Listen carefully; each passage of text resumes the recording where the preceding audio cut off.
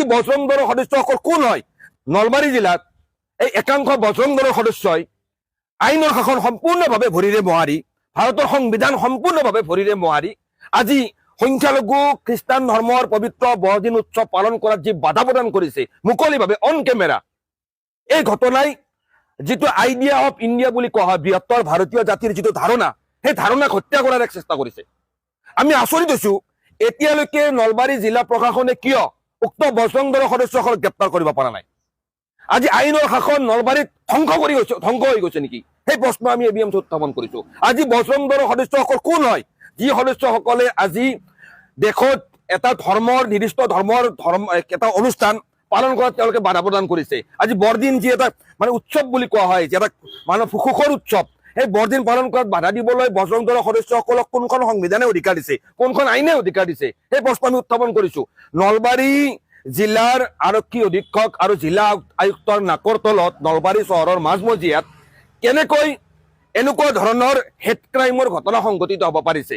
আজি আইনৰ শাসনৰ অস্তিত্ব নলবাৰীত নাইকিয়া হৈ গৈছে নেকি, এই প্ৰশ্ন আমি উত্থাপন কৰিছো। নে নলবাৰী জিলা প্ৰশাসন এই ক্ষেত্ৰত নীৰৱ হৈ থাকি মানে আওপকীয়াকৈ এনেকুৱা ধৰণৰ ঘৃণামূলক অপৰাধ বা হেড ক্ৰাইম সংঘটিত কৰাত তেওঁলোকে কি তাত সমৰ্থন আগবঢ়াইছে নেকি, সেই প্ৰশ্ন আমি নলবাৰী জিলা প্ৰশাসনৰ ওচৰত উত্থাপন কৰিছো। আৰু আমি ABMC দাবী জনাইছো যে কোনো কাৰণতে এনেকুৱা ধৰণৰ হেড ক্ৰাইম সমাজত মানি লোৱা নহ'ব। নলবাৰী জিলা আৰক্ষীয়ে শীঘ্ৰেই উক্ত বজৰং দলৰ সদস্যসকলৰ বিৰুদ্ধে স্বমতো গোচৰ ৰুজু কৰি দেশৰ সামাজিক গাঁথনি, দেশৰ আইন শৃংখলা, দেশৰ সংবিধান, আইনৰ শাসনৰ প্ৰতি ভাবুকি আহিব পৰা এনেকুৱা ধৰণৰ সদস্যক গ্ৰেপ্তাৰ কৰিবলৈ আমি ABMC দাবী উত্থাপন কৰিছো। আমি স্পষ্টকৈ কৈছো, দেশত প্ৰতিটো জাতি জনগোষ্ঠীৰ, প্ৰতিটো ভাষা, প্ৰতিটো ধৰ্মৰ মানুহৰ অধিকাৰ 100% নিশ্চিত হ'ব লাগিব। আৰু সংবিধানৰ ওপৰত কোনেও পদাঘাত কৰিবলৈ কোনেও কেতিয়াও আমি সুযোগ দিয়া নহ'ব।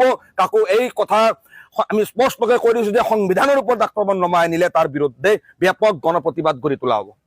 ABMCয়ে নলবাৰী জিলাত যোৱা 2টা দিনত এই পবিত্ৰ বৰদিনক লৈ বজৰং দলৰ সদস্যসকলে বৰদিনত ব্যৱহাৰ হ'ব লগা সা সামগ্ৰীসমূহ বিভিন্ন ধৰণে অগ্নিসংযোগ কৰি জ্বলাই দিছে, বৰদিন পালন কৰাত বাধা প্ৰদান কৰিছে, আৰু কোনো কাৰণতে অসমত বা ভাৰতবৰ্ষত বৰদিন পালন কৰিব দিয়া নহ'ব বুলি আদি যি ঘৃণনীয় মন্তব্য কৰিছে তাৰ আমি তীব্ৰ ভাষাৰে আমি গৰিহণা জনাইছো।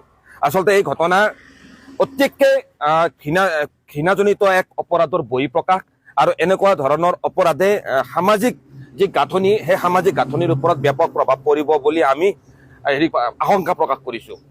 আচলতে ভাৰতীয় জাতীয়তাবাদ বিভিন্ন ভাষিক, বিভিন্ন সাংস্কৃতিক, বিভিন্ন বৰ্ণ ধৰ্মৰ এক সমন্বিত চিন্তা আৰু চেতনাৰ ৰূপে, যাৰ ভেটিটো নিৰ্মাণ হৈছিল 200 বছৰ বৃহত্তৰ ভাৰতীয় জাতিয়ে ব্ৰিটিছৰ বিৰুদ্ধে যি স্বাধীনতা সংগ্ৰাম চলাইছিল, সেই স্বাধীনতা সংগ্ৰামৰ মাজেৰে যি স্বাধীনতা সংগ্ৰামত বৃহত্তৰ ভাৰতীয় জাতিয়ে হিন্দু, মুছলমান, বৌদ্ধ, খ্ৰীষ্টান, পাৰ্চী সকলো ধৰ্মৰ মানুহ ঐক্যবদ্ধভাৱে, সকলো ভাষা ভাষী মানুহ ঐক্যবদ্ধভাৱে আমি ভাৰতীয় স্বাধীনতা সংগ্ৰামত অংশগ্ৰহণ কৰি ব্ৰিটিছৰ বিৰুদ্ধে আমি স্বাধীনতা লাভ কৰিছিলো।